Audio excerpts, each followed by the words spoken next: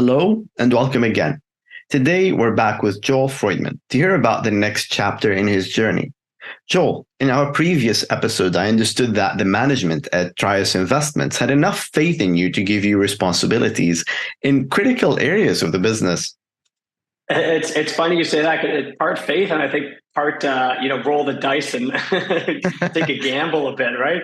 Yeah. I think they kind of run out of options for how to fix the problems because again they weren't familiar with the public company space as much and kind of the regulatory considerations. So I kind of dove right in, trying to help things like governance, putting governance policies in place.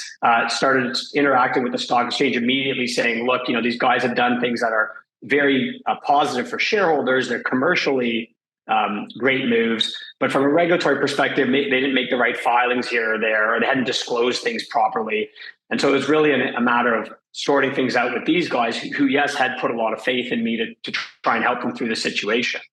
And I'd say by the time we were in late 2017, kind of fall 2017, I was really starting to get a handle on the scope of the issues and also some of the other things that would need to change at TRUIF Investments for them to ever get out of the regulatory considerations. So that's when I started to learn had some sleepless nights around that time. That's when I started to learn that, sometimes you have to take some very difficult steps to make things happen, especially again in the microcap space where you don't have a large support network. There's not a ton of money to go around. You don't have a large organizational structure. And so, one of the directors left the board in September to kind of retrench to the core team that was on the board at the time. And also I said, look, the problems are, they're of a magnitude where you're going to need someone basically full-time, probably a lawyer full-time to sort through this. And we don't have the money to pay a law firm to unwind all this. So make me the CEO of TRUIF Investments. And I want to bring on my buddy, who's now my business partner, but former lawyer as well. We've gone to undergrad in commerce together. As I want to bring him on as chairman too, because I need a second legal opinion in-house to unwind this kind of set of transactions that have been done here. So that was in late September 2017, and we had a director leave the board, and I was appointed CEO by Gordon and John, who were the other directors, and Robert, who was the CFO. And like I said, my current business partner, Damian Lopez, he came on as chairman of TRUIF Investments. And we just kind of, really dug in for the fourth quarter of 2017 and early 2018. I went through a very painful 8-month regulatory process with the TSX venture, change of business, because we had to convince them basically that we were starting a clean slate. We had to tell them, look, here's what went wrong before. But the guys were trying to do the right thing. Let us do it the right way. And that takes some time to convince the regulators, right? Like you said, Monir, I had to convince the guys at TRUIF to let me in. And then I had to convince the stock exchange that we would be doing things differently going forward, such that we shouldn't be in the penalty box anymore. So that was kind of the first half of 2018 even was preoccupied with getting through this TSX venture change of business. We did manage to successfully complete this change. And what we did was change from an industrial issuer, which was the garbage disposal business that had been sold, into an investment issuer, because the company had some interest in, like I said, real estate and addiction rehab clinics, kind of a smattering of holdings.